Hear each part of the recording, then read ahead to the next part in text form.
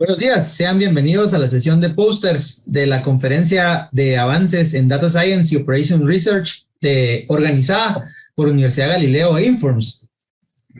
El día de hoy, pues vamos a contar con la participación de varios estudiantes del Instituto de Investigación de Operaciones, quienes nos van a presentar el trabajo que realizaron acerca de algunos pósters científicos. Les voy a contar un poquito la dinámica del evento, pero antes de contarles la dinámica del evento, me gustaría mencionarles que en el chat pueden ver un link donde está el registro para una rifa que se va a realizar al final de la presentación de los pósters. Ahora bien, paso a presentarles la dinámica. La dinámica es la siguiente. Cada estudiante, un grupo de estudiantes que fueron seleccionados para presentar el día de hoy, hicieron un trabajo basado en las siguientes instrucciones. Ellos eligieron un paper del área de investigación de operaciones y data science para realizar un póster científico. El paper no es de su autoría, pero ellos lo trabajaron como que fuera de su autoría para realizar un póster, resumirlo y presentárselos a ustedes el día de hoy. Así que esta es la introducción de la presentación. Para continuar con nuestra agenda, voy a proceder a presentarles a los honorables jueces que nos acompañan el día de hoy. Si se están preguntando por qué hay jueces en esta presentación de pósters, pues vale la pena mencionarles que al final se elegirán a los 3 mejores para ser premiados en la sesión de cierre del día de hoy. Así que procedo a presentar a los jueces. Primero, me gustaría presentar a la doctora Laura Palacios. Ella es doctora en Ingeniería Industrial del École des Mines de Saint-Étienne, Francia. Cuenta con un postdoctorado en la Universidad Paris-Est. Laura tiene más de 8 años de experiencia en proyectos de supply chain en colaboración con industria y sector público y actualmente es investigadora asociada del Grupo de Investigación CEPRO de la Universidad Nacional de Colombia. Bienvenida, Laura, y muchas gracias por tu participación. Me gustaría también presentarles al doctor Bernie Carrera, quien es ingeniero en sistemas, egresado de Universidad Galileo. Tiene un doctorado en información industrial de sistemas de ingeniería de la Universidad Kyung-hee. Y actualmente Bernie es profesor en la Universidad Nacional de Incheon en Corea, donde también se encuentra trabajando en su postdoctorado. Continúo con Bitzel Cortés, quien es ingeniero en sistemas de la Universidad de San Carlos. Tiene una maestría en ingeniería en la Universidad de Kyung-hee y el área de investigación de Bitzel es la utilización de redes neuronales para la predicción de incidentes futuros. Finalmente, les presento al doctor Marco Antonio To, quien es ingeniero en electrónica, también egresado de Universidad Galileo. Tiene una maestría en administración de telecomunicaciones de la Universidad de Oklahoma State, la cual obtuvo al ganar la beca Fulbright LASPAW, y un doctorado obtenido en la Universidad Galileo y el Telecom Sud París de Francia. Cuenta con más de 20 años de experiencia en tecnologías de la información y telecomunicaciones y actualmente es profesor y dirige el Laboratorio de Investigación de Tecnologías de la Información y Comunicación en Universidad Galileo.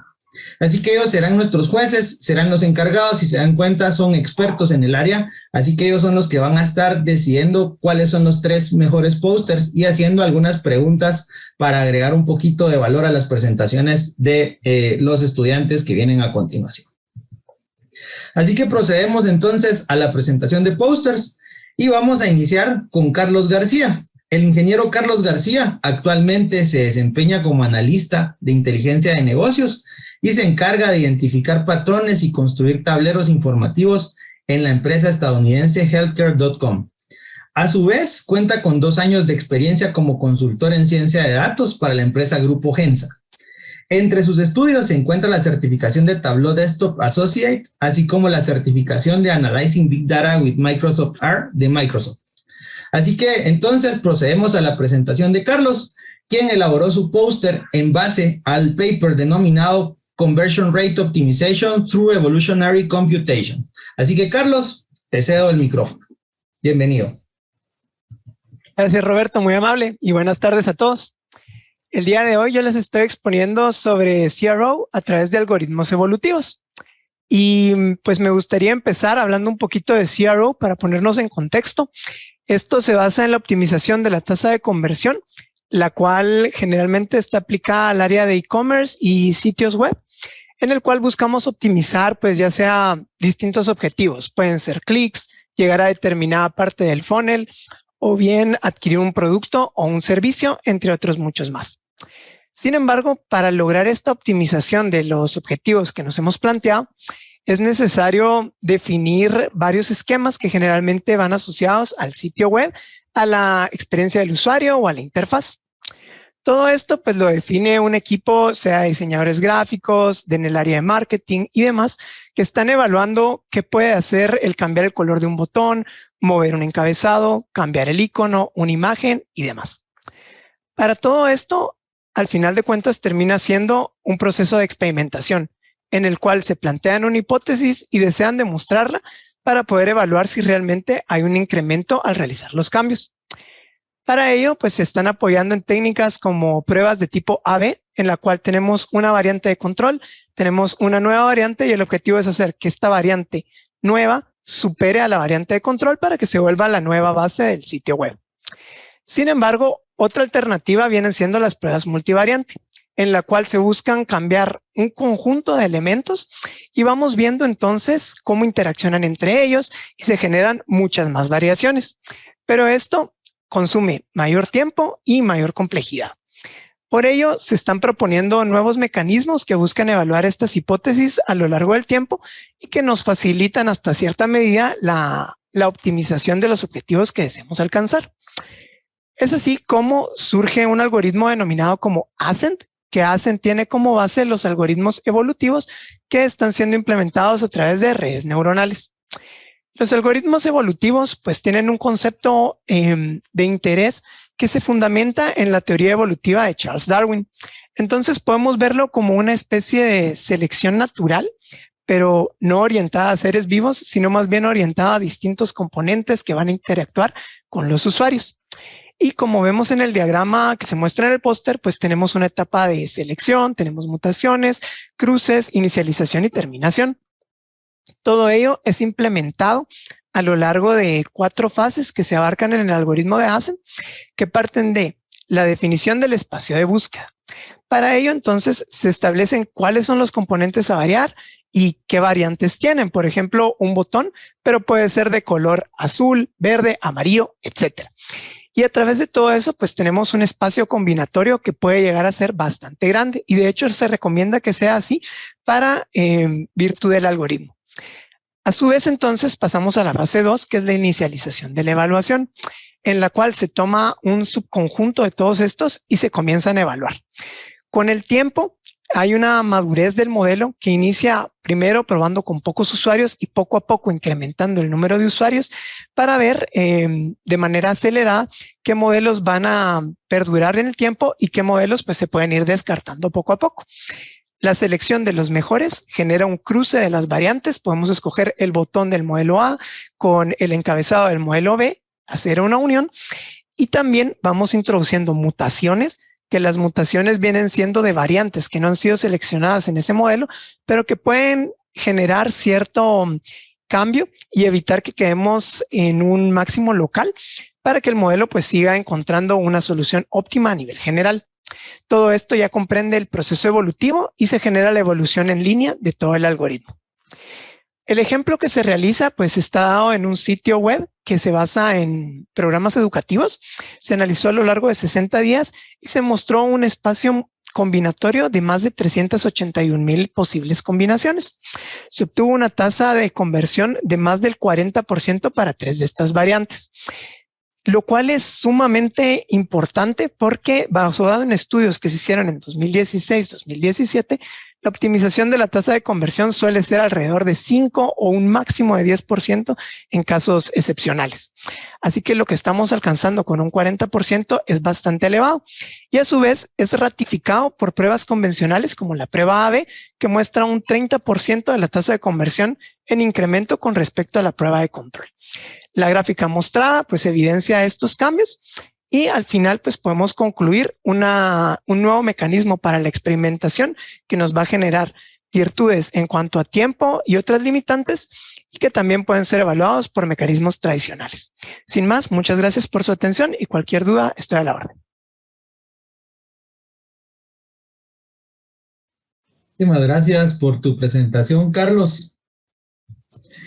Creo que es realmente interesante el punto de vista que nos diste de los algoritmos evolutivos. No sé si alguno de los jueces tiene alguna pregunta. Yo tengo una pregunta. Primero, bueno, son dos preguntas. Primero, ¿por qué cree que el autor seleccionó los algoritmos evolutivos para este algoritmo Ascent? Y mi segunda pregunta, usted mencionó que parte del modelo Ascent utiliza Neural Networks. ¿Para qué fue utilizado? ¿Por qué utilizó Neural Networks? Y si usted considera que hubiera sido mejor utilizar otro tipo de modelo, por ejemplo, Convolutional Neural Networks o LSTM. Gracias. Gracias, muy amable. Bueno, parte de la utilización de los algoritmos evolutivos lleva de cómo puedes solventar algunas de las deficiencias o limitantes que están presentes en métodos multivariante o métodos AB. En el caso de métodos AB, podemos ver que los algoritmos evolutivos pues, pueden evaluar una mayor cantidad de variantes, por lo cual ya tenemos una ventaja. En el caso de multivariante, que tiene pues, esta misma característica, lo vamos viendo en que los algoritmos evolutivos evalúan en un menor tiempo cada uno de estos, dada la madurez del modelo que van tomando y que poco a poco va incrementando el número de usuarios necesarios a los que se les muestra la página para determinar si ya es una variante ganadora o si por lo que al contrario se tiene que descartar. Además, la introducción de mutaciones que va generando que no nos quedemos en máximos locales, que sí puede suceder al momento de hacer una prueba multivariante. En el caso de agregar estas mutaciones, vamos rompiendo con esa limitante. Eso sería con respecto a la primera pregunta. Y con respecto a la segunda pregunta, la utilización de la red neuronal, pues a su vez nos permite implementar el algoritmo evolutivo como tal, en el cual se están haciendo ciertas evaluaciones, porque también, así como se puede generar en tiempo real en comparación con los usuarios, esto da espacio a la simulación, que a partir de introducir ciertos datos del comportamiento de los usuarios, puede irse determinando cuál puede ser una prueba ganadora y cuál no, para hacer la inicialización de la evolución, que como mencionaba es un subconjunto de todo el espacio combinatorio que se tiene en un inicio. Cambiarlo con otro modelo de red sería de tomarlo en evaluación para ver si aplica mejor, digamos, en el caso de cómo presentar la data, ya que todo esto se hace a través de one-hot encoding, que coloca una línea con todas las variantes y se van colocando cuáles son los componentes que cambian con 1 o 0 si está presente o no. Entonces, a partir de eso podríamos ver si es más apropiado tomar una red convolucional o una LSTM, puesto que algunas funcionan mejor con imágenes, algunas funcionan mejor codificadas con one-hot encoding y demás. Así que serían aspectos a tomar en cuenta para hacer el cambio. Gracias. Muchísimas gracias, Carlos, por tu respuesta. Y gracias al doctor Carrera ahí por la pregunta. Entonces vamos a continuar con la presentación. Procedemos entonces a la presentación de Daniel Rodríguez, quien cuenta con más de 10 años de experiencia laboral en múltiples áreas de IT, dedicando los últimos 8 a especializarse en el área de seguridad informática. Actualmente trabaja para Sonoc, empresa que se dedica a proveer soluciones de tecnología de voz sobre IP a empresas de telecomunicaciones y se dedica principalmente a la migración y despliegue de aplicaciones en microservicios, automatización de procesos y auditorías de seguridad interna. Daniel nos va a presentar un póster basado en el paper denominado Security in Microservice Architectures. Así que, Daniel, el micrófono es todo tuyo. ¿Qué tal? Buenas tardes. Muchas gracias, Robert.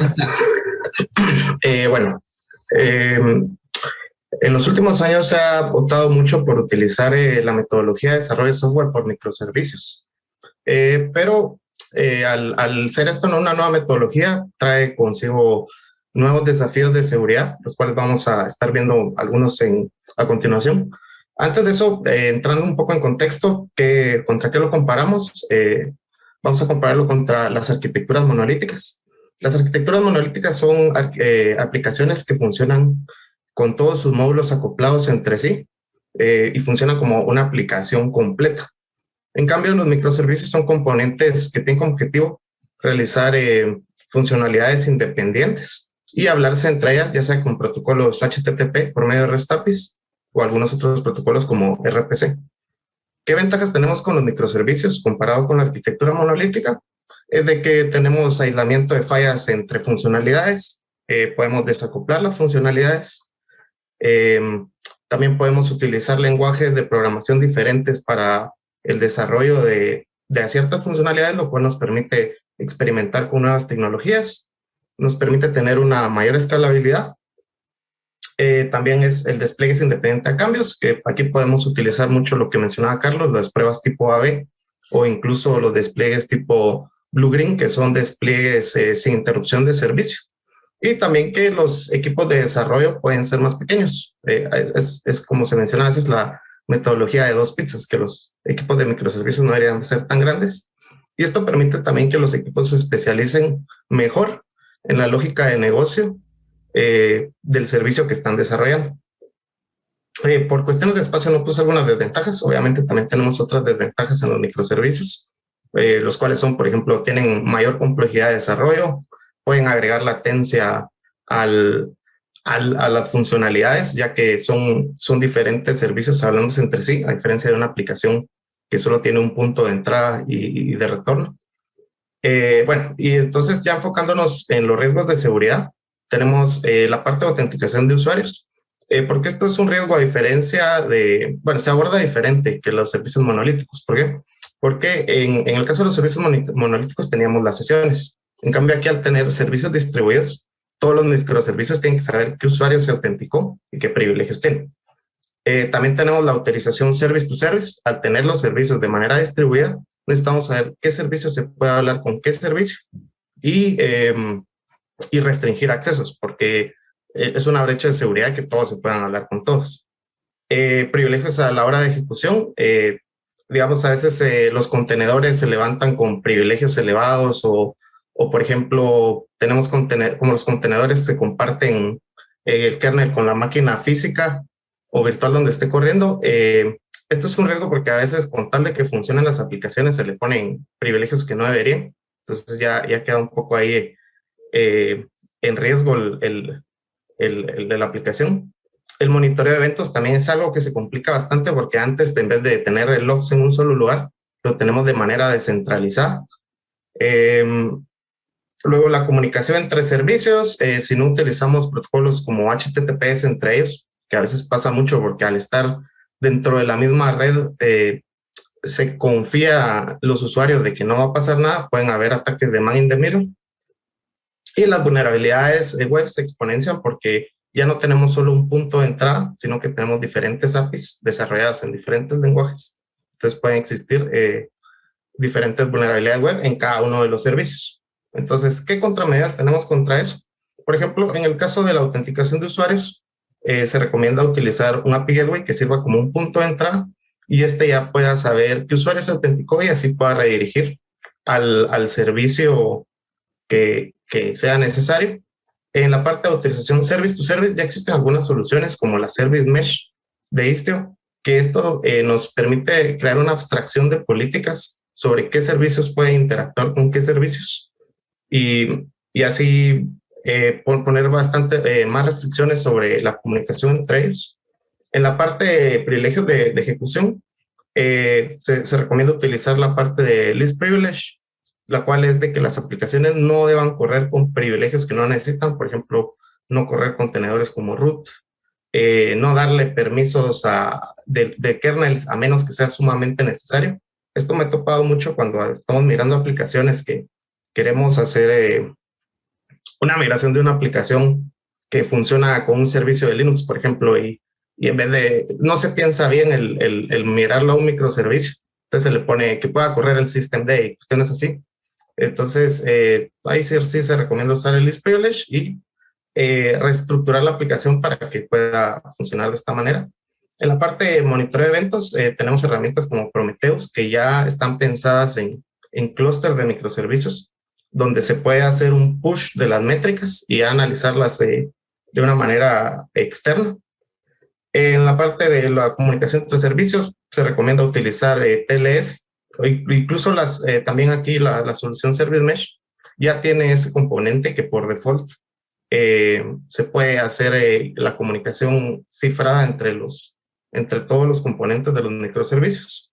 Y en la parte de vulnerabilidad web, pues se recomienda utilizar frameworks de desarrollo que ya tengan contemplada la mitigación de vulnerabilidades, no ponerse a hacer uno a mano los servicios porque van a tener un montón de vulnerabilidades, y también realizar auditorías de seguridad con BORP, OWASP y Acunetics, que son herramientas que nos permiten analizar vulnerabilidades en nuestras aplicaciones. Como conclusiones, podemos decir que a pesar de que la arquitectura de microservicios nos brinda más flexibilidad y escalabilidad, también nos trae nuevos retos a los cuales tenemos que afrontar y dedicarles tiempo. Otra cosa importante a mencionar es de que, porque todas las personas estén migrando a microservicios, no quiere decir que todo lo debamos hacer. Hay que evaluar si nuestra aplicación realmente requiere todas esas ventajas que trae, porque también trae consigo muchas desventajas. Bueno, no muchas, pero sí trae algunas desventajas que hay que tomar en cuenta. Y pues solamente. Gracias, Daniel, por tu participación. No sé si alguno de los jueces tiene alguna consulta, alguna pregunta o comentario que quiera agregar. Yo sí tengo un par de consultas, solamente así rápido. Como estás viendo la parte de seguridad en arquitecturas de microservicios, yo creo que habría que ponerle un poco de atención. Yo creo que el paper está bien, pero lo deja algo muy en general en varias cosas. Cuando estás hablando de seguridad, tenés que siempre estar hacia qué, o sea, qué estándar es el que estás usando o estás tratando de alcanzar. Por ejemplo, es muy distinto si estás trabajando con microservicios para aplicaciones justamente de hospitales o manejando data de personas. O sea, si estás pasando un estándar IPA o eventualmente necesitas a un ISO 27001, o necesitas un PCI DSS, o necesitas, o sea, que cada una de esas cosas. Esa es una. O sea, ¿cómo ayuda estas recomendaciones o contramedidas? Te ayudan no solamente para pasar esos estándares, sino que también para la parte de auditoría y de compliance que hay en esos. Esa es una. Y la otra, yo creo si pudieras ahondar más en la parte de seguridad de no solamente el monitoreo de eventos, ahí pones Prometheus, pero Prometheus es solamente un dashboard de medidas de variables, pero en ningún momento te va a decir que hay un ataque o hay alguna vulnerabilidad en algún lado, ¿verdad? Sino que simplemente es un dashboard, ¿verdad? De todo esto. Entonces, tal vez está limitado el paper, obviamente solo decir solo WASP, ¿verdad? O sea, ya pasé las pruebas de WASP y eso es todo, ¿verdad? Entonces, yo sé que es bastante más, tal vez cuesta resumir eso y ponerlo en un póster, ¿verdad? Pero tal vez nos puedes ampliar un poquito más sobre eso. Sí, gracias. no, de hecho sí, eso tienes mucha razón. Realmente el póster son lineamientos generales. Claro, si se necesitara hacer un compliance ya específico, creo que ya tendríamos que tomar en cuenta cifrado de información, cómo se almacenan los datos. En el caso de monitoreo, pues podríamos complementarlo con herramientas. Digamos que tal vez el paper se enfoca en cómo extraer la información, pero sí, en el caso de eventos de seguridad necesitaríamos, por ejemplo, un SIEM para poder detectar alguna, por ejemplo, que se creó un usuario nuevo o cuestiones así, que esas ya son herramientas de seguridad específicamente, no solo para microservicios ni aplicaciones monolíticas, sino también para servicios de red en general, que nos permiten hacer ese tipo que nos permiten tener ese tipo de alertas. Sí, tal vez, Daniel, mi recomendación para tu póster es de pronto tener un poco más claro eso que acabas de decir, digamos exactamente cuál es el objetivo del paper, la problemática.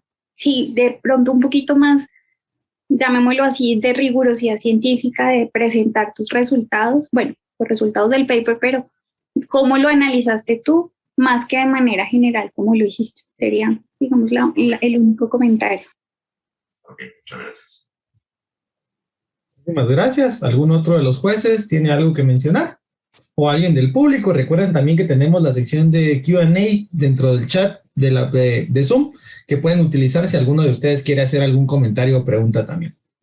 Muy bien, muchas gracias. Continuamos entonces con nuestro siguiente invitado.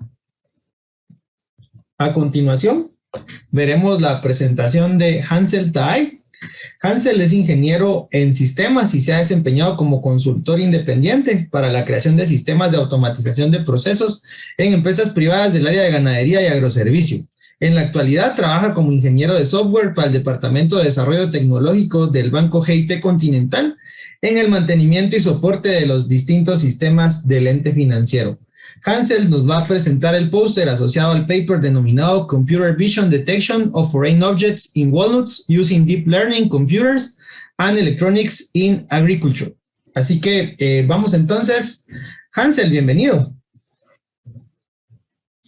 Muchísimas gracias y también sean bienvenidos todos. Para mí es un gusto poder compartir con ustedes este estudio que se titula, tal como lo había mencionado Roberto. Asimismo, para poder contextualizar, el origen del mismo nace de la necesidad que existe en la industria de alimentos, específicamente en la industria de nueces, debido a que cuando afrontan el problema de detectar objetos extraños, de alguna otra manera puedan comprometer la calidad de los productos alimenticios. Sumado a esto, en la que en muchos países en la actualidad las leyes que validan estos procesos de calidad cada vez se vuelven más rigurosos. Sin embargo, existe un punto que contrarresta el objetivo de algunos sectores de esta industria, por no decir todos los sectores, debido a que han acarreado utilizando la técnica de la inspección a través del ojo humano. De aquí podemos concluir dos cosas. Lo primero es que seguir utilizando esta técnica llega a un punto en la que se vuelve poco eficiente. Lo segundo es que la visión humana en muchos escenarios no es preciso. Entiéndase, los objetos extraños, desde micras de polvo hasta restos de plástico, como también de metales. En otro caso, en el caso de las nueces, están la involucración con las hojas naturales o las hojas secas que fácilmente se pueden confundir con la textura o con el color con las nueces. Asimismo, entonces se propone una metodología que es capaz de poder automatizar este proceso, logrando detectar estos objetos extraños. Y para el logro de esto mismo se divide en dos fases. La primera fase gira en torno a la segmentación de nueces y objetos extraños. Esto nace del punto de partida de una arquitectura que se llama UNED. Se utilizó para un estudio de segmentación de células médicas que buscaba el mismo objetivo, tal cual como se está presentado en este estudio. Sin embargo, al tratarse de nueces y estos objetos extraños, tienen una forma un poco más compleja e irregular en comparación con las células médicas, por lo que se sugirió una modificación a esta arquitectura. Esta arquitectura busca segmentar el área delimitada para que sea más fácil la caracterización de los objetivos que se están buscando. Con los resultados que se obtienen de esta arquitectura UNED modificada, pasan a la segunda fase, que se centra básicamente en una clasificación multiclase de los objetos extraños. Esto hace posible a que el entrenamiento, como también la predicción, se realice de una forma más precisa. Esta está compuesta de 3 capas convolucionales y algunos de los resultados que podemos mencionar de aplicar esta metodología son los siguientes. Como primer punto, tenemos que en casi por promedio con todas las imágenes de entrada, estas giran a una respuesta de 50 milisegundos. Lo segundo es de que a pesar de que con el estudio se contó con poca información respecto a los distintos escenarios de nueces mezclados con objetos extraños, al menos en la segunda fase no se decidió utilizar una técnica de generación de data falsa como mejorar el ángulo, generar más escenarios en cuanto a su ancho, en cuanto a su altura, sino se decidió utilizar el camino de las técnicas como del abandono. Esto permitió de que no se sobreajustara al momento de poder predecir. Lo siguiente es de que se identificó que en la medida en que las épocas aumentaban, la precisión también lo hacía. En la fase de entrenamiento se logró hasta un 99.5% de precisión y en la fase de testing se logró en un 95%. A pesar de que hay una reducción, esto es un buen indicador para mostrarnos de que no hubo un sobreajuste. Por otro lado, en la parte de las proyecciones, esta metodología se puede utilizar para aquellos escenarios en donde la visión humana sea un poco complicada y como también específicamente en los otros sectores de las industrias alimenticias para que puedan automatizar sus procesos. Sin más, por lo anterior, agradezco su atención. Muchísimas gracias, Hansel, por tu presentación. Así que pasamos a la fase de preguntas. Señores jueces, ¿tienen alguna pregunta o comentario que agregar? Bernie, adelante, por favor. Sí, gracias. Bueno, en sí tengo 3 preguntas. La primera, ¿usted cómo cree que puede mejorar este paper? Porque este paper sí siento que se puede mejorar bastante. Segundo, ¿qué porcentaje utilizaron para el train, validation y test? Y tercero, ¿por qué usted cree que ellos utilizaron solo precision como medida para evaluar el performance de este modelo? Gracias. Ok, muchísimas gracias. Sí, yo creo que en la parte de este paper quizá es probable que podamos ahondar un poco más en la parte de la descripción de los pasos en la metodología. También en la presentación de los resultados, debido a que existen un poco más de gráficas que demuestran la comparación tanto de la fase de entrenamiento como la fase de testing. Con respecto a la segunda pregunta, si no estoy mal, se refirió al porcentaje que se utilizó de la data con respecto al entrenamiento y testing.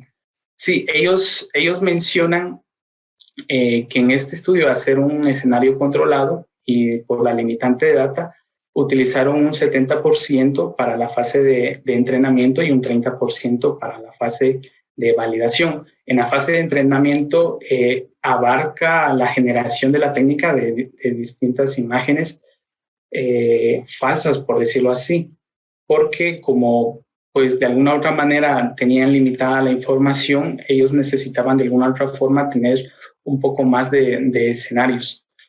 Ahora con la tercera, perdona, y se me olvidó, se me fue la tercera, no sé si... ¿Por qué utilizaron solamente precisión para calcular el performance de su modelo?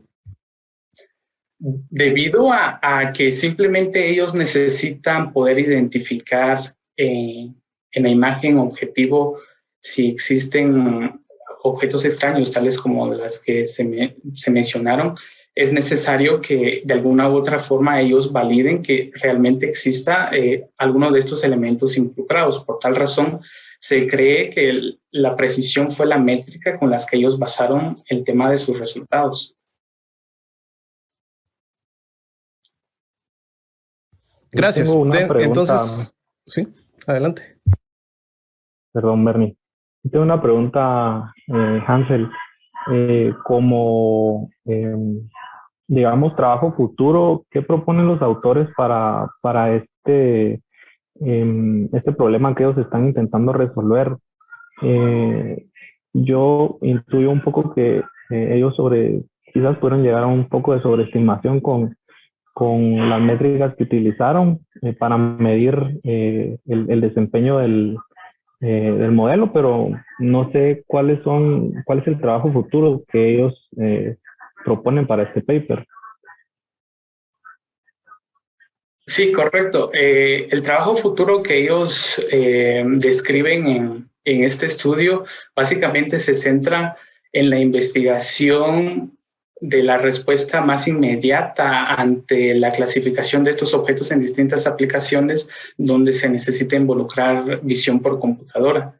Entonces, ellos proponen que se utilicen imágenes con bandas múltiples, a lo cual también demanda que se definan ciertos tipos de componentes de hardware más avanzados, desde la captura también de la información con cámaras de alta resolución. Gracias por la respuesta. Hensel, yo tengo una pregunta con respecto a la aplicación. La experiencia que tú tienes en industria y bueno, lo que has podido conocer, ¿cómo crees que este tipo de estudios se pueden aplicar en otros contextos, en otras tal vez industrias? ¿Cómo lo ves? Un poco más la parte de aplicabilidad. Sí, entiendo esa parte. Fíjese de que de acuerdo al punto de vista que logré visualizar en este estudio, es que esto abre las posibilidades de que se puedan aplicar a diferentes contextos, por ejemplo, como las tiendas de Amazon Go para la detección o caracterización de objetos de mercadería, o incluso en los negocios de retail. Asimismo, abre la posibilidad para que industrias como las de agricultura, en cuestión de plantación, ya sea de mazorcas, de café, estas puedan permitir la detección de enfermedades que de alguna u otra manera afectan a la producción y a la calidad de los mismos. Gracias. Muchas gracias. Vamos entonces con nuestro siguiente presentador. Gracias a todos por su participación. Continuamos entonces con Hugo Bay, quien es contador público y auditor con una maestría en Administración Financiera de la Universidad Mariano Gálvez. Tiene 14 años de experiencia en las áreas de contabilidad, auditoría y finanzas en distintas compañías nacionales y multinacionales del sector agroindustrial, farmacéutico y comercial, entre otros. Fue catedrático universitario durante 6 años en la Facultad de Ciencias Económicas de la Universidad Mariano Gálvez y actualmente lidera el Departamento de Contabilidad NIIF, por sus siglas en español, del Ingenio El Pilar. Así que los dejo entonces con la presentación de Hugo. Bienvenido. Hugo nos va a presentar, el paper denominado, el póster, basado en el paper A Bayesian Cognition Approach to Improve Data Visualization. Listo, Hugo. Muchas gracias, Roberto. Buenas tardes a todos. Muchas gracias por este espacio. Bueno, básicamente voy a iniciar tal vez comentando un poco sobre el tema de que las creencias o los supuestos previos que pudiera tener una persona sobre un tema en particular, ¿verdad?, definitivamente influyen en la forma en que esta persona o en que cada uno interpretamos nuevos datos, ¿verdad?, y en cómo modificamos esos supuestos o juicios a partir de los nuevos datos observados. Entonces, el objetivo de esta investigación es básicamente demostrar qué tan similar es el proceso de cognición humana a un proceso de inferencia bayesiana. Han habido algunos estudios previos que han demostrado, ¿verdad?, que sí, en muchos casos la cognición humana es muy parecida a un proceso de inferencia bayesiana. Entonces, es el modelo que se utiliza acá en este estudio, en esta investigación, para definir qué tanto impactan las creencias previas o los juicios previos que una persona tiene sobre un tema sobre la interpretación de datos nuevos que se observan y la generación de nuevos juicios a través de tanto de la creencia previa como de los datos nuevos observados. Para esto, el estudio consistió en reunir a un grupo de personas, ¿verdad?, pedirles un supuesto acerca de un tema en particular, un supuesto previo. En este caso se tomó una pregunta de una encuesta de ambiente laboral en la que se le preguntaba a cierta cantidad de personas que tan seguido pensaban que el ambiente laboral afectaba su salud mental, si lo pensaban muy seguido o no tan seguido. Entonces, al grupo de personas que se reunió para esta investigación, se les preguntó si a su criterio qué porcentaje de mujeres respondieron que pensaban muy seguido que el ambiente laboral afectaba su salud mental. Y además, pues, se les pidió indicar qué tan probable creían que este porcentaje estuviera en un rango alrededor de este valor. La metodología consistió primero en obtener la creencia o el supuesto previo, luego presentarle a las personas los datos reales observados de la encuesta y con base en eso, pues, que dieran un supuesto o una creencia posterior. Con base en esta información, pues se ajustó una distribución de probabilidad derivado de estas respuestas para generar un resultado normativo a través de un modelo bayesiano y comparar la respuesta o el supuesto posterior de cada persona con el resultado que daba el modelo bayesiano. Esta investigación pues se dividió en 3 estudios, ¿verdad? El primer estudio tomó como base el dataset que ya describí anteriormente. Se les pidió a las personas el porcentaje que ellos creían más probable, ¿verdad? Que en este caso sería la moda, y la probabilidad de que este valor cayera en un determinado rango alrededor de esa moda. En esta primera fase o el primer estudio, el resultado que se obtuvo es que de forma agregada las personas piensan de forma muy similar a un proceso de inferencia bayesiana, es decir, al momento de analizar los datos de forma agregada de todo el conjunto de personas. Sin embargo, al analizarlo individualmente, pues sí, hay muchos casos en los que se desvía bastante, ¿verdad? De un proceso de inferencia bayesiana. Un 44% de las personas de las respuestas posteriores a las observaciones de nuevos datos se sesga más a los nuevos datos observados y un 39% se inclina más hacia el supuesto previo que ya tenían que a los datos nuevos. En un segundo estudio, pues se utilizó un cambio en la técnica de cómo se obtenían los resultados. Una de las técnicas que se utilizó fue obtener algunos ejemplos que la persona tuviera en mente y la probabilidad subjetiva, ¿verdad? De que cada uno, tanto de cada persona, digamos, tanto se les pidió en forma gráfica a algunas personas y en otras de forma, digamos, de texto.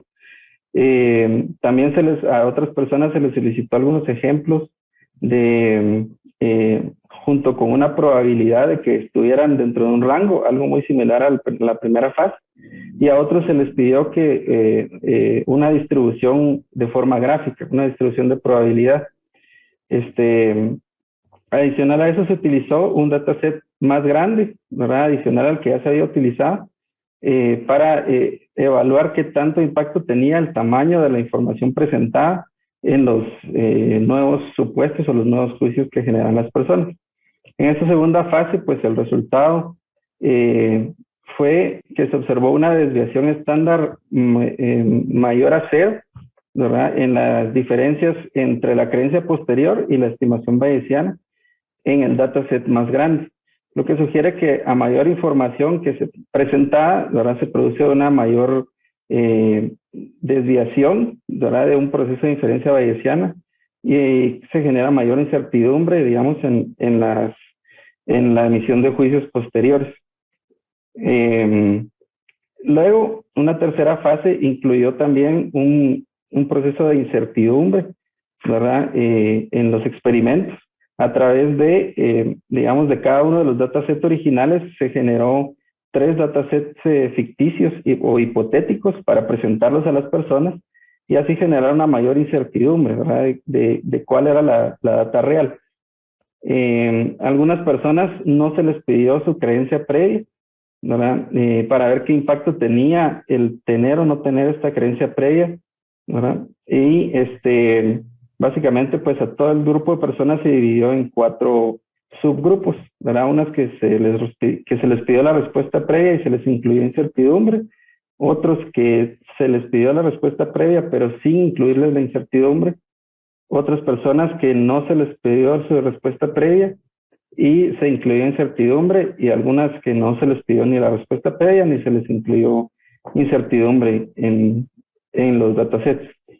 Y finalmente, pues este estudio, esta tercera fase dio como resultado de la obtención de la estimación previa pues no reduce, ¿verdad? De forma considerable la desviación del resultado normativo, ¿verdad? Al final no tiene tanto impacto el tener o no tener la creencia previa, y por el contrario, la exposición a mayor incertidumbre, esto sí reduce la desviación de la creencia posterior contra el resultado de una inferencia bayesiana, ¿verdad? Y pues por último, que ser expuestos a datasets más grandes generó una mayor desviación en las respuestas de las personas en esta investigación.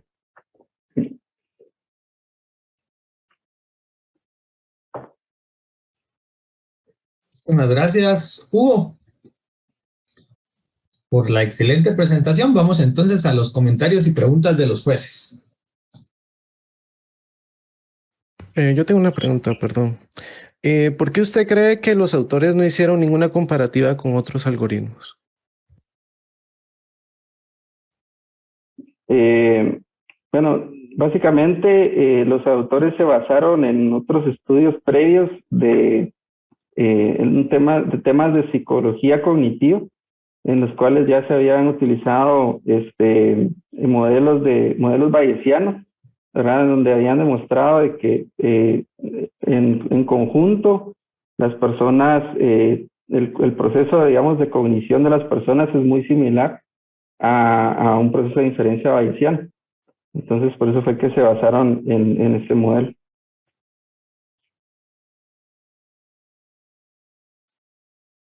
Gracias. ¿Alguna otra pregunta o comentario? Muy bien. Yo solamente como comentario, yo sé que son las primeros que están viendo la parte de pósters. Este es solamente a nivel de formato, lo he visto en algunos de los anteriores también. Yo siento que tiene que estar un poco mejor la organización de cómo están poniendo su información. Hay mucho texto, siento yo, en esto. Y las gráficas aquí creo que todavía pusieron algo así que tienen como una sombra ahí atrás. Entonces eso le quita un poco de cómo uno puede ir leyendo el póster, ¿verdad? Entonces, sí, podría mejorar un poco en la parte de estética. Y eso va no solamente para sino algunos de los anteriores también podrían ir ajustando eso. Yo sé que esto es un proceso de aprendizaje, pero yo creo que el comentario va para sobre todo que inclusive están los cuadros muy ajustados al texto que está adentro de ellos. De acuerdo, muchas gracias. Gracias, Marco, y esa es la idea, como lo mencionaste, que estamos aprendiendo acá todos, ¿verdad? Acerca de la experiencia que ustedes han tenido y pues que los estudiantes la aprovechen al máximo. Muy bien, muchas gracias, Hugo, por tu participación. Vamos a continuar entonces con nuestro siguiente presentador. Él es Freddy Cham, quien es contador público y auditor egresado de la Universidad de San Carlos de Guatemala. Cuenta con experiencia en el área contable de 9 años, donde ha laborado en compañías de importación de productos, producción de alimentos, energía eléctrica por biogás y beneficio de café. Actualmente es analista de finanzas y contraloría de Tigo Guatemala, donde utiliza herramientas de BI y SQL para análisis, revisión y visualización de información. Freddy nos va a presentar el paper que se llama Business Intelligence and Analytics from Big Data to Big Impact. Adelante, Freddy, todo tuyo el micrófono. ¿Qué tal? Buenas tardes, mucho gusto. Gracias ahí por la invitación, primero que nada, y pues yo le voy a explicar acá cuál ha tenido el impacto que tiene el BI respecto al Big Data de manera general. Pues este estudio está basado en la revista de Bloomberg Business Week, que esta pues se encarga de tomar y recopilar información de varias entidades, y lo que realiza pues es analizar cuál es el comportamiento de ellas. Y dentro de esto pues se percató de que las empresas más grandes tienden a consumir y a contratar personal para el tema de análisis de datos. Esto pues se ve en diferentes facetas y en diferentes áreas, y dentro de esto pues empezamos con el tema de evolución del BI. El BNA, como tenemos por acá, en 1970 pues empieza con el tema de datos estructurados, es decir, de aquellos software que tienen información y almacenan las datas en tablas, y desde ahí pues se comenzó a analizar ese tipo de información. También en el BNA 2.0, pues que ya fue a principios de los 2000, tenemos que ya se va a centrar en temas de análisis de texto, webs y demás. Y ya incluimos en esta ocasión pues los datos no estructurados, dígase imágenes, videos, posts y demás. Luego con el VNA 3.0 que inició desde el 2005, pues vino en su auge principalmente por la gran cantidad de dispositivos que actualmente se manejan, los teléfonos, tablets y demás. Y esto pues permitió realizar análisis sobre ubicación, creación de escenarios que puedan satisfacer las necesidades del consumidor. Solo acá hay un pequeño artículo que menciona History of Business Intelligence, el cual está escrito por Richard Miller. Pues fue desde 1865, entonces no viene desde 1970, sino que viene de antes. Y en este artículo pues se menciona que existía un banquero conocido como Sir Henry, el cual pues tuvo bastante éxito, y esto debido a que contaba con tres temas principales.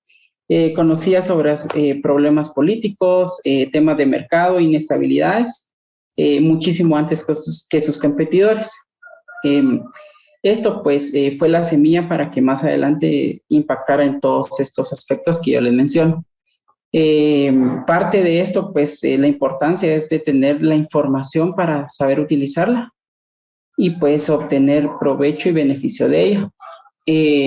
Parte de la aplicación que actualmente se tienen, pues como han mencionado los compañeros anteriormente, y aparte de estos, pues está en el tema del e-commerce, el e-government, como se puede mencionar el tema de Cambridge Analytica, en ciencia y tecnología, que actualmente este paper menciona y hace énfasis a que las personas deberían de conocer y manejar temas de BI, porque básicamente actualmente contamos con bastantes datos y lo que buscamos es saber interpretarlos y demás, y debemos preparar a cualquier persona que esté involucrada con los datos.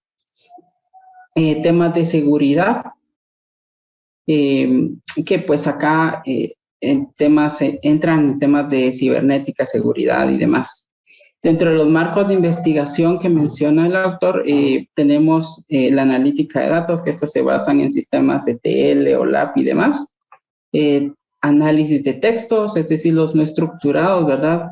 Como análisis de sentimientos para extraer qué es lo que opina un consumidor respecto al producto. Análisis webs. Algo que acá pues me llamó bastante la atención es que se centra no solo en la personalidad o en los perfiles que tiene el consumidor, sino que también se basa principalmente en el comportamiento, porque no es lo mismo que una persona tenga ciertas características a que se comporte de tal manera, y pues de esta manera personalizarles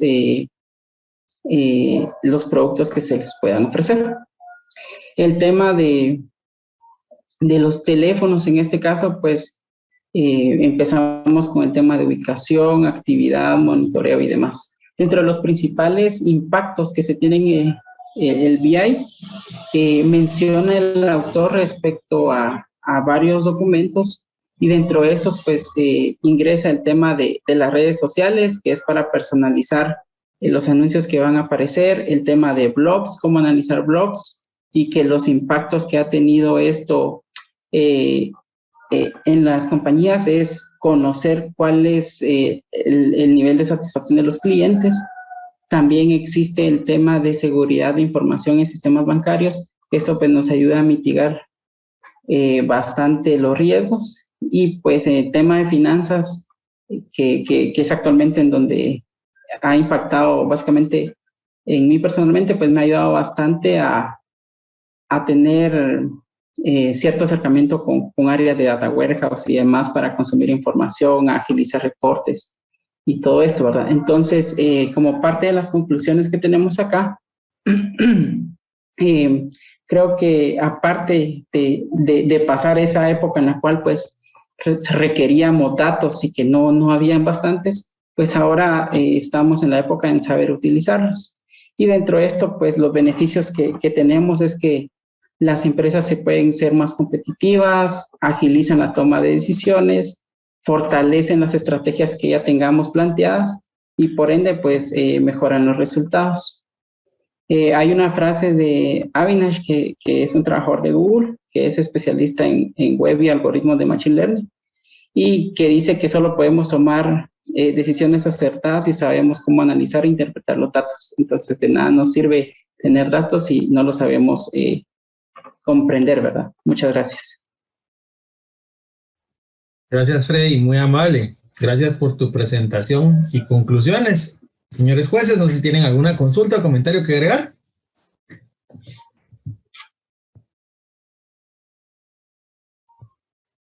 No, perfecto. Gracias, Freddy, entonces, por tu presentación. Estuvo excelente. Vamos a continuar con nuestro siguiente invitado. Nuestro siguiente invitado es Ramón Escobar, quien es economista, graduado con honores de la Escuela Superior de Economía y Negocios de El Salvador.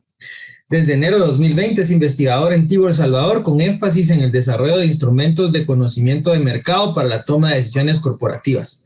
En 2019 fue analista regional de inteligencia de negocios en UBA y además fue asistente de investigación doctoral de estudiantes de la Universidad de Harvard y de la Universidad de California en Berkeley.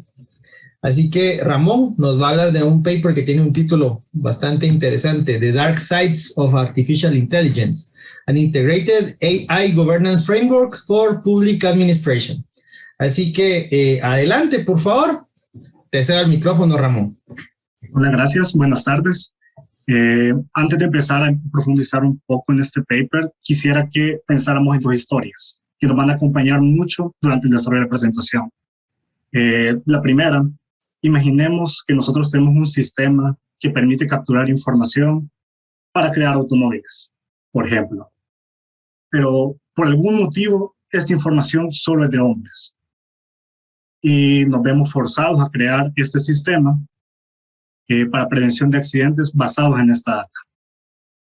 La segunda historia es una empresa que tiene información de todo el mundo y la puede utilizar para ofrecernos productos y acercarnos a la publicidad de una forma muy personalizada.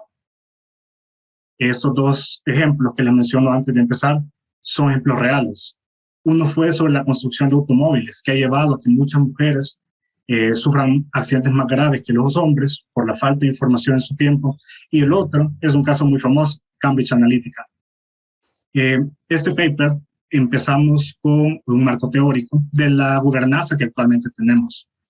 Tenemos un autor llamado Terrier que nos plantea dos formas de reaccionar ante cualquier inconveniente, cualquier evento que sea parte de la inteligencia artificial. Nos dice que podemos prohibirla y eso tristemente nos va a limitar la innovación. Tenemos otro enfoque un poco más reactivo en el que no la prohibimos, sino que como Estado y sociedad sabemos reaccionar y pedir accountability de estos mecanismos. Tenemos otros enfoques un poco más proactivos, un poco más permisivos, que son un enfoque proactivo, en el que nosotros como Estado y sociedad pedimos ciertas regulaciones para la inteligencia artificial. Luego, dentro de este gran marco teórico, tenemos información o soluciones mucho más profundas, que calan hasta lo más profundo de la sociedad humana. Por ejemplo, Acer y Almeida nos plantean un enfoque muy holístico, donde nosotros socialmente nos encargamos de regular la inteligencia artificial, exigiéndole a las empresas y exigiéndole al Estado. Este framework que ellos plantean trata de ahondar en lo ético, en lo moral, en lo social y en lo legal. Por el otro lado, tenemos un caso aún más profundo, que es el de Rawan, donde él nos plantea un nuevo pacto social, donde nosotros mismos, basado en lo anterior que les había mencionado, juzgamos la implementación de la AI con base en lo que nosotros percibimos como beneficioso, muy riesgoso. Con base en esto, más adelante veremos el framework que nace en este paper y ahorita les presento algunos retos que nos vemos enfrentados hoy día y no tanto en el futuro. Por ejemplo, tenemos que tener leyes que sepan indicar quién es el responsable de cualquier decisión que se tome con base en inteligencia artificial. Habrán culpables, habrá cierta distribución de responsabilidades. También en este marco de leyes tendríamos que solicitar que se proteja la privacidad de los datos. Además, en la gobernanza, ¿qué tipo de decisiones tomarán estas inteligencias artificiales o este tipo de sistemas? Además, como sociedad, tenemos que plantearnos, ¿habrá reemplazo? ¿Habrá gente que se quede sin empleo? Algunas personas tendrán desconfianza, o habrá férreos opositores a la inteligencia artificial. y además estos sistemas terminarán por ser amigables con la gente. Desde el punto de vista ético, estos sistemas generarán bienestar. Habrá gente que sea discriminada, como el caso que les mencioné de los automóviles, y además habrá otro tipo de dilemas. Aquí es donde aparece este framework, que es un framework de gobernanza muy general sobre cómo el Estado y cómo también la sociedad puede formar parte de la gobernanza de la inteligencia artificial en el futuro. El autor Wirtz nos plantea primero entender el funcionamiento. Como Estado y como personas debemos entender qué hay detrás de los sistemas de inteligencia artificial. Luego vamos a un segundo layer donde tenemos que responder a los retos que ya le mencioné, tanto legal, tanto ético y de bienestar. Tenemos que saber reaccionar. Luego tenemos que evaluar, tenemos que saber qué costos y qué beneficios vienen de estos sistemas. Además, como Estado y como sociedad, tenemos que ser artífices de levantar la mano y decir, aquí hay riesgos, a pesar de los beneficios de las soluciones que nos brindan. Luego vamos a una parte de política pública, donde el Estado tiene que encargarse primero, en el corto plazo, de generar guías para abordar ese tipo de problemáticas, o de cualquier tipo de decisión que provenga de un sistema de inteligencia artificial. Además, tiene que haber mecanismos de justicia en caso de que un sistema falle de alguna forma o tome decisiones que podrían afectar a terceros. En el largo plazo, se nos pide que generemos políticas políticas muy robustas y leyes que nos permitan actuar en beneficio de la sociedad. Y por último, como he venido recalcando, es importante que haya participación ciudadana, donde nosotros como sociedad podamos exigir el buen funcionamiento de estos sistemas. Muchas gracias. Muchísimas gracias, Ramón, por tu presentación.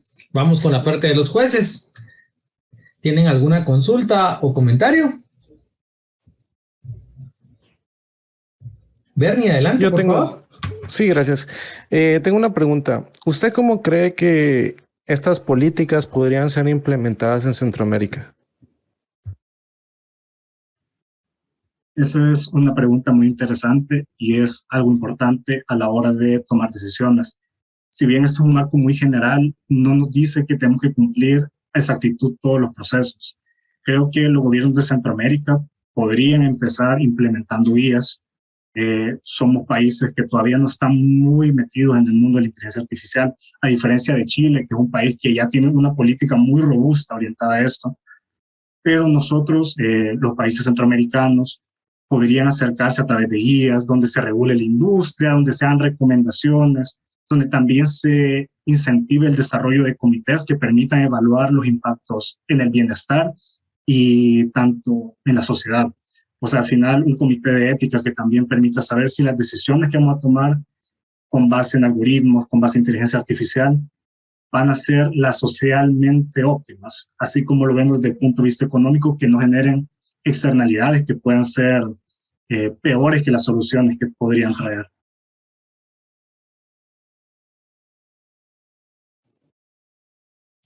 A mí, bueno, me parece muy interesante tu presentación. Digamos que trata un tema álgido en la política pública de todos los gobiernos. No sé si en tu lectura pudiste encontrar de pronto ejemplos de política pública en otros países, tal vez en Europa, en Estados Unidos. Yo sé que desde Latinoamérica, bueno, el BID, el Banco Interamericano de Desarrollo, tiene programas de gobernanza de la inteligencia artificial. De pronto, si nos cuentas un poco más sobre esto. Creo que dentro de mi investigación, y como lo había mencionado en la pregunta anterior, estaba todavía el borrador inicial de la política de la inteligencia artificial de Chile. Un caso de Europa puntualmente no los tengo. Encontré algunas investigaciones que se hicieron en Alemania para tratar de evitar que, por ejemplo, algunos algoritmos tuvieran discriminación de género, discriminación de migración. Por ejemplo, en Alemania se han dado casos donde las personas con base en su condición de migrante se han visto discriminadas en el sistema bancario. Entonces, creo que el ejemplo más cercano que puedo mencionar es Chile, donde se centraron en varios pilares. Uno de ellos fue la ética, uno de ellos fue el impacto económico que iban a tener y también el impacto educativo, donde ellos decían, nosotros no tenemos que aproximarnos a la inteligencia artificial de golpe, tenemos primero que generar una cultura científica donde la investigación, donde los facts sean los que gobiernen las decisiones de las personas, especialmente del Estado y también de las empresas.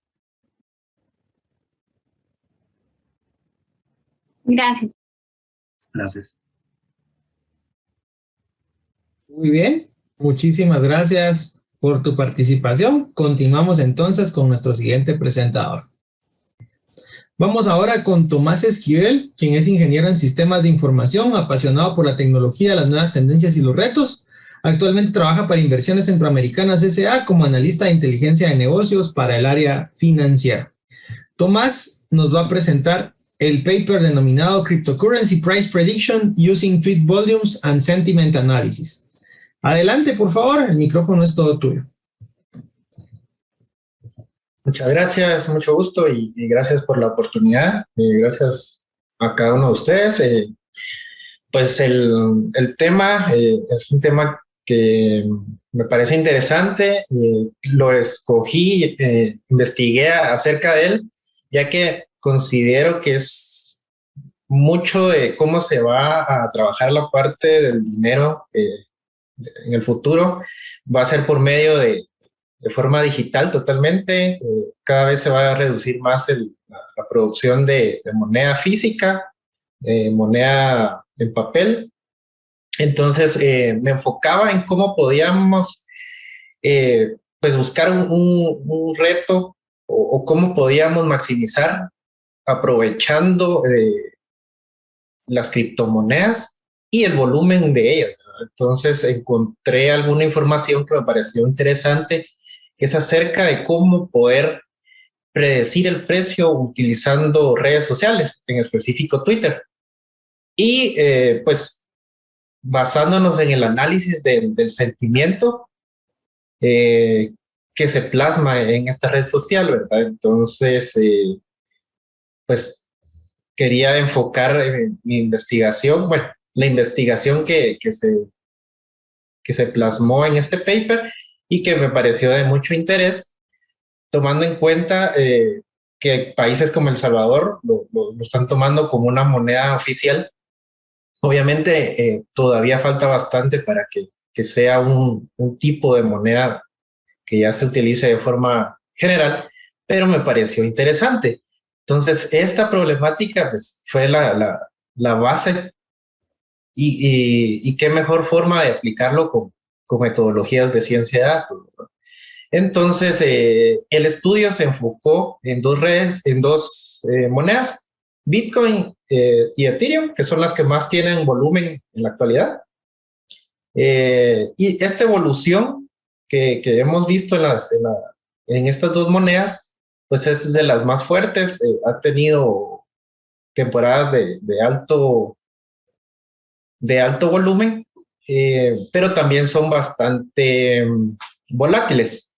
Es por eso que se investigan formas o maneras de cómo encontrar la tendencia de cómo se está movilizando. El problema, pues, era básicamente por medio de Natural Language Processing, encontrar sentimientos a través de los tweets de los usuarios que estuvieran pues mencionando estas monedas.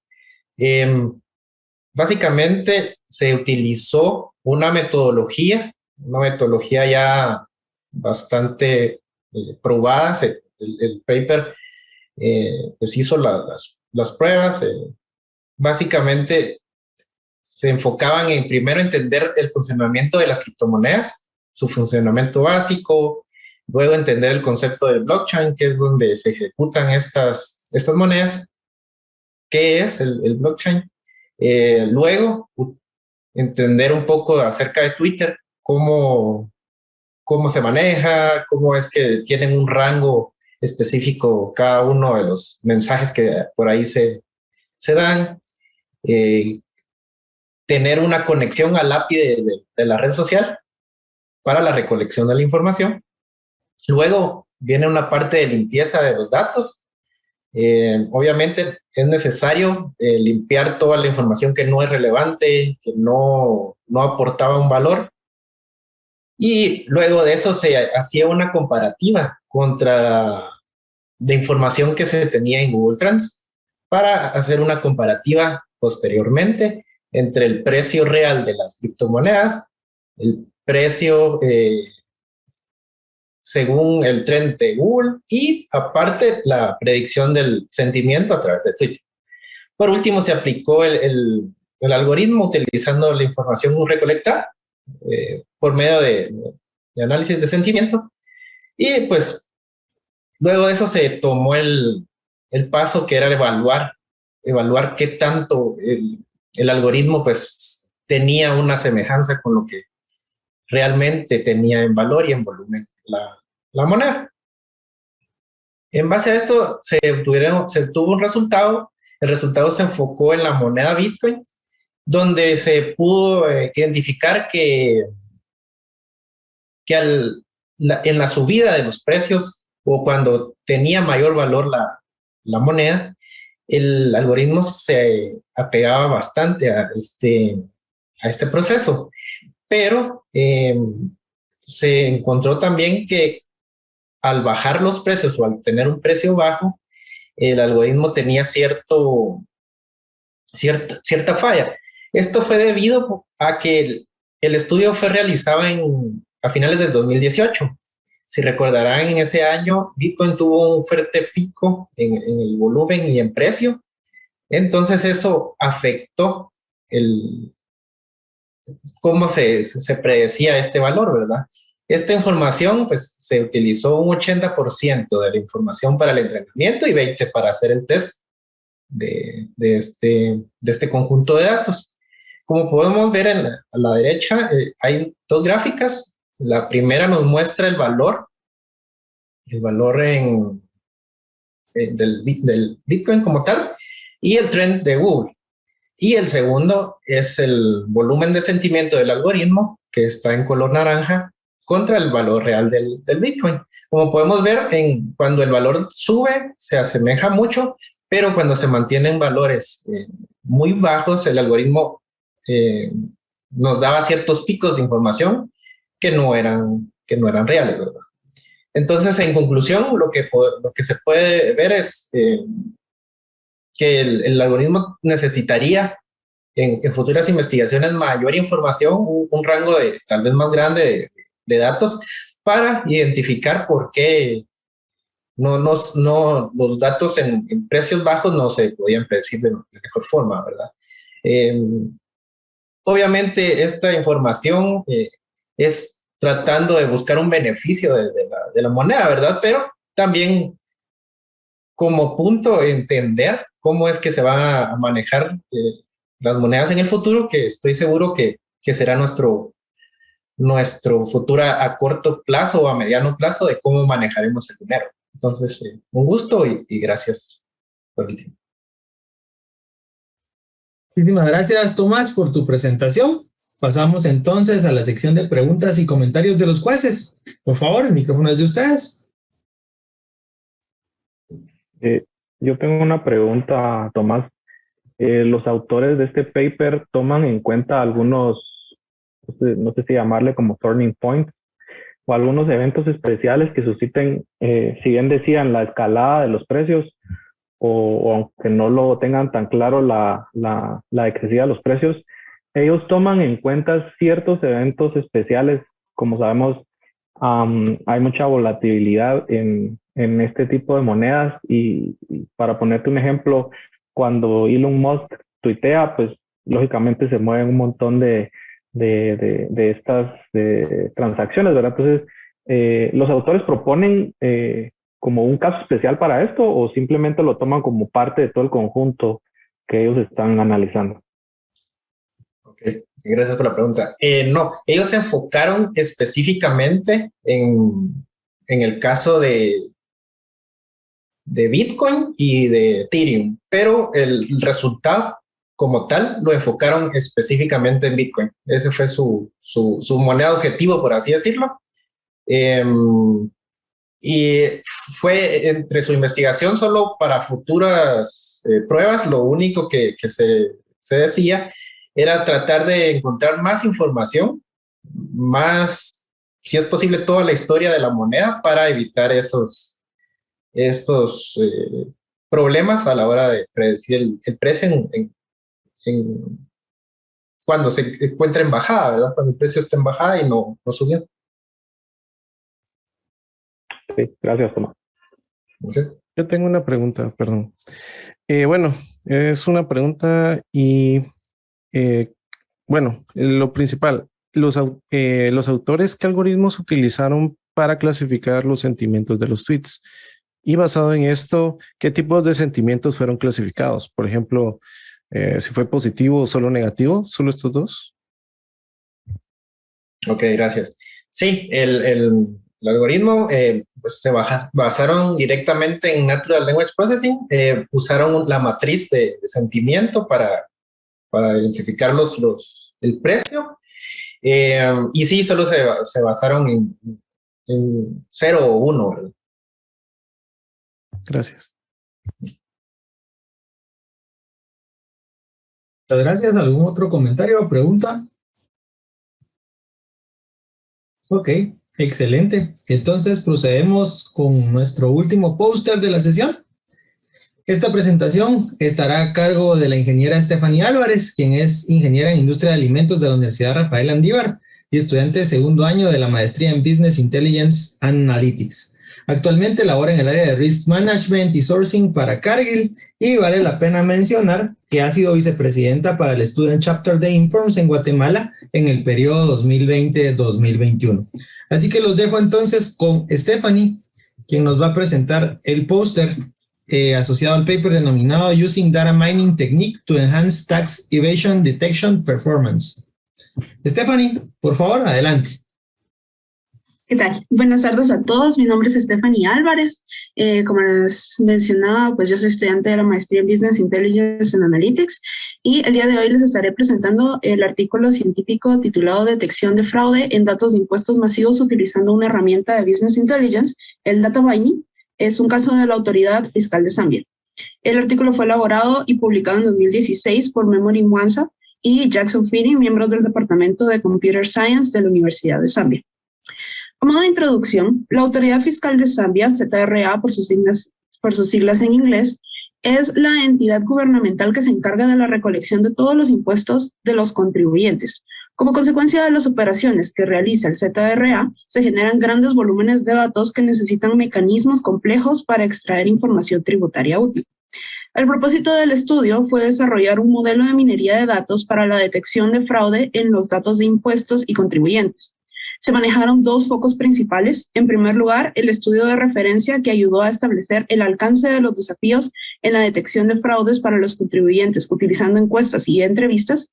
Y en segundo lugar, la automatización y el desarrollo de la herramienta de detección de fraudes utilizando los resultados del estudio base.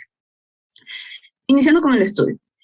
Se encontró que en un 78.9% de los casos, los datos en ZRA eran analizados utilizando herramientas sencillas como Microsoft Excel, y tan solo un 3.8% de las veces se utilizaba una herramienta que tomara data cruda y la presentara como una visualización. Adicionalmente, los métodos de detección de fraude se desglosaban de la siguiente forma. Un 41% detectaban los fraudes a través de auditorías aleatorias y dirigidas, un 32.7% con operaciones encubiertas, un 14.7% con informantes y tan solo un 11.5% utilizando herramientas de data mining.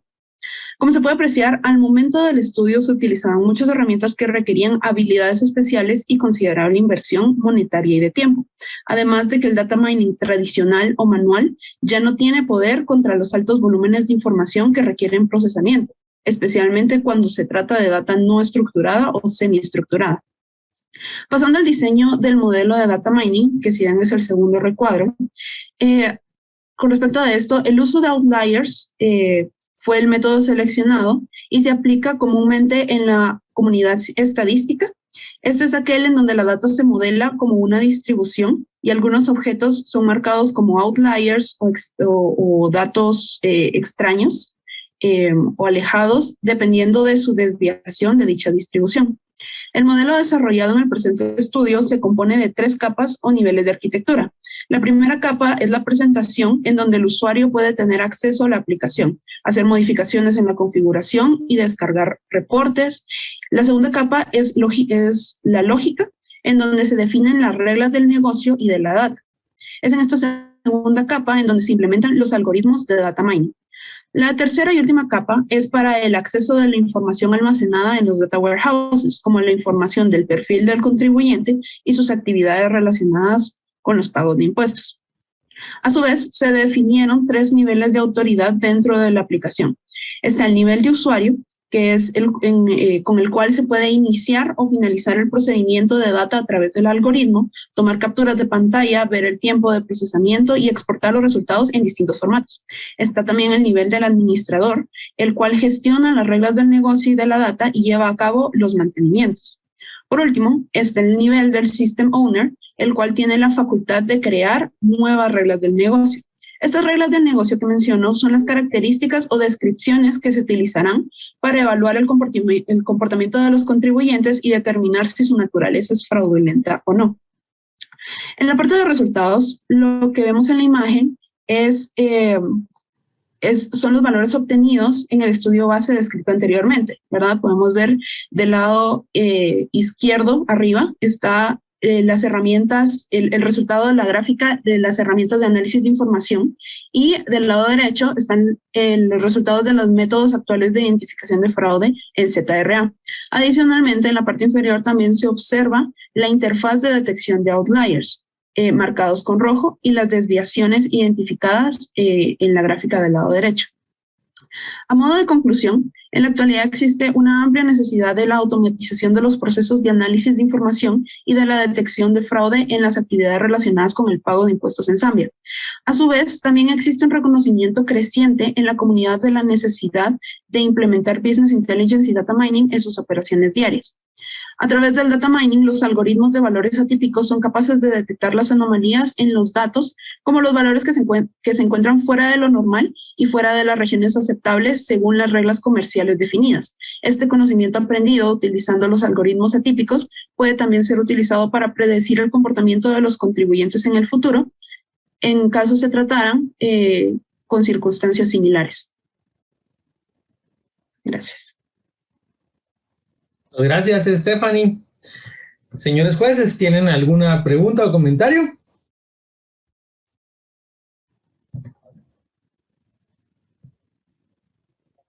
Perfecto. Ok, entonces con este póster finalizamos la sesión de pósters de la conferencia. Esperamos que haya sido de su agrado. Creo que todos aprendimos mucho en base a lo que presentaron los estudiantes del Instituto de Investigación de Operaciones y a los valiosos comentarios y preguntas de los jueces.